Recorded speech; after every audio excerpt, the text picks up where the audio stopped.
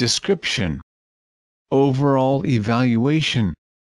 The archaeological site of Delphi includes 2 sanctuaries, dedicated to Apollo and Athena, and other buildings, mostly intended for sports. Visitors arriving from Athens first encountered the sanctuary of Athena Pronia, that is, Athena who was before the temple of Apollo. Outside its walls spread the settlement of Delphi.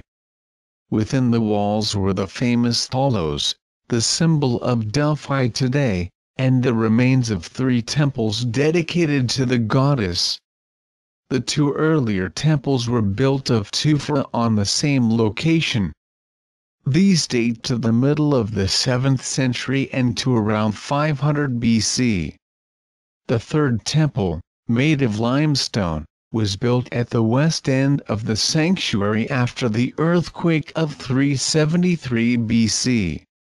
This sanctuary also includes the altars of Zeus Peleus, Athena Ergane, Athena Zosteria, Eileithyia and Hygeia, the remains of 2 buildings dedicated to the cult of the local heroes Philokos and Otnos, who routed the Persians from Delphi, and 2 treasuries with marble roofs, one Doric and the other Aeolian.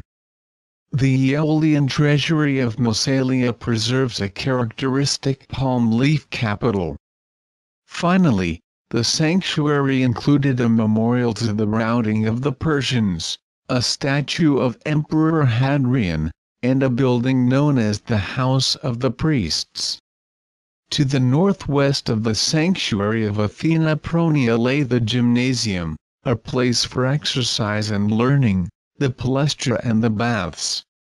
Further up the slope was the Castalian spring, the sacred spring of Delphi, where travelers quenched their thirst after a long voyage and purified themselves before consulting the oracle.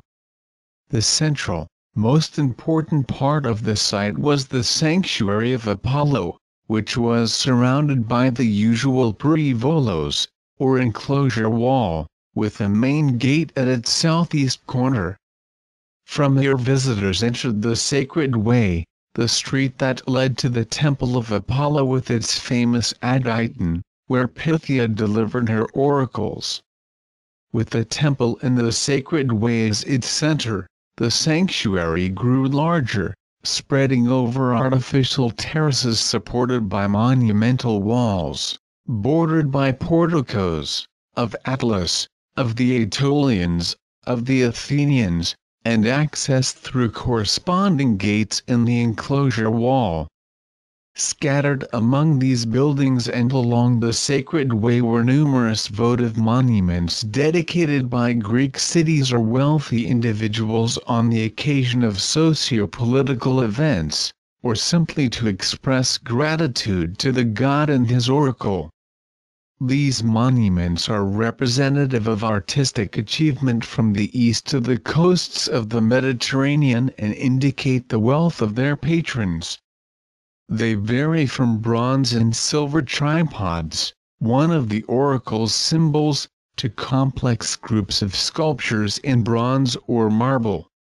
The luxurious and impressive, however small, votive buildings known as treasuries were used for storing smaller votive offerings, but above all for displaying the art and splendor of the city which commissioned them.